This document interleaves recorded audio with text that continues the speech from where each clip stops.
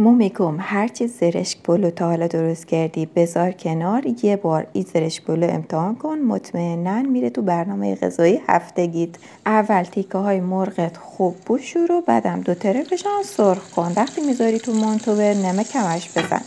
وقتی 2 طرفشان سرخ کردی او به همراه طعم دهنده و 2 تا حب سیر اضافش کن و بذار مرغت نیم پسوه. میریم سراغ سس.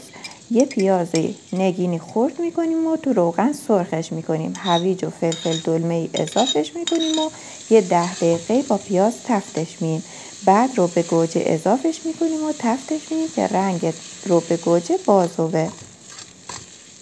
حالا ادویه هایی که تو کپشن سیتار نوشتم اضافه این موادمان میکنیم و حدودا نصف لیوان اویم اضافش میکنیم، با هم مخلوطشان میکنیم و تمام.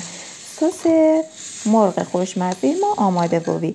یه اضافه مرغمان میکنیم. مرغم نیم پزویه کامل نپخته. حالا سس با او مرغ با هم مخلوطشان میکنیم و از این مواد روی مرغم میریزیم و در آخرم زعفران دم کرده رو تکه های مرغ میریزیم.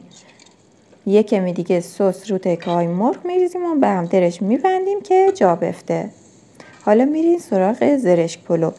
پلومان که درست کرده ایم. حالا زرشک به همراه شکر تو روغن سرخش میکنیم و یک کمی زعفران اضافش میکنیم و با هم مخلوطشان میکنیم و از تو منتوه ورمیاریمش. خب حالا سیبی که برنج ما خوش رنگتر و زعفران دم کرده تو منتوه میریزیم و برنجی که آماده کردیم اضافش میکنیم و با هم دیگه خوب مخلوطشان میکنیم. وقتی رنگ برنج به همین قشنگی زردوی زرشک هم اضافش میکنیم و با هم دیگه مخلوطشان میکنیم. این از برنج زعفرانی خوش رنگمان، این مرغمانه که خوب جا افتاده. نوش جان.